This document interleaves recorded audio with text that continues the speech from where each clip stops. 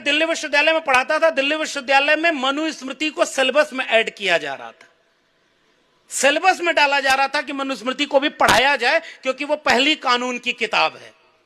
मैंने कहा कोई बात नहीं, विश्वविद्यालय होते ही हैं परस्पर विरोधी विचारों को पढ़ने, जानने, समझने, तर्क विवेक के लिए। शर्त केवल इतनी है कि जिस सिलेबस में जिन बच्चों को मनुस्मृति पढ़ाना, उसी में गुलामगिरी महात्मा फूले की और एनिलेशन ऑफ कास्ट बाबा साहब अंबेडकर की भी पैरेलल सिलेबस में लगाना, उसके बाद मनुस्मृति पढ़ाना। यानी जहां बीमारी वहीं इलाज, दोनों मिल जाएगा तो इससे अच्छी शिक्षा क्या होगी।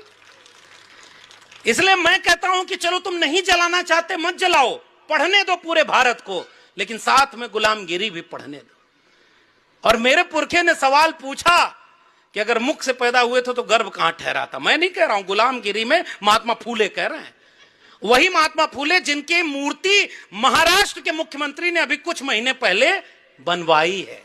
ये कोई इतिहास का लेसन नहीं, ये आपके प्रेजेंट से जुड़ा सवाल है। सुनो ध्यान से। डॉक्टर बाबा साहेब आम्बेडकर ने दलित जीवन में जिस शब्द को सबसे निर्णायक शक्ति बनाया वह था माणुसकी। एक ऐसा शब्द जिसका इंग्लिश में कोई एक अर्थ नहीं, क्योंकि यह दलित अनुभव की पूरी मॉरल यूनिवर्स को समेटे है। नीतिमत्ता, स्वाभिमान, स्वावलंबन, शील, इज्जत, मानसिकता और आबरू। बाबा साहेब के अनुसार कास्ट व्यवस्था ने दलित को सदियों तक नॉन ह्यूमन घोषित कर दिया, जिससे उनकी ह्यूमैनिटी ही एक state of injury and punishment बन गई, विशेषकर दलित वुमेन के लिए, जिन्हें उन्हें डबल उत्पीड़न की मार झेलनी पड़ी, कास्ट से और पैट्रियार्की से। इसीलिए बाबा साहेब का दलित ह्यूमनिज्म कोई लिबरल कॉस्मोपॉलिटन आइडियोलॉजी नहीं था जो यह कहे कि वी आर ऑल ह्यूमन, बल्कि वह एक रेडिकल ह्यूमनिज्म ऑफ असर्शन था जो कहता है हमें वैसा ही मानव माना जाए जैसा हम है। बाबा साहेब ने कहा we ourselves have to fight our untouchable status. मानवता की प्राप्त करने के लिए उन्होंने टचेबल्स की दया, सुधार या Gandhi style change of heart पर भरोसा नहीं किया, बल्कि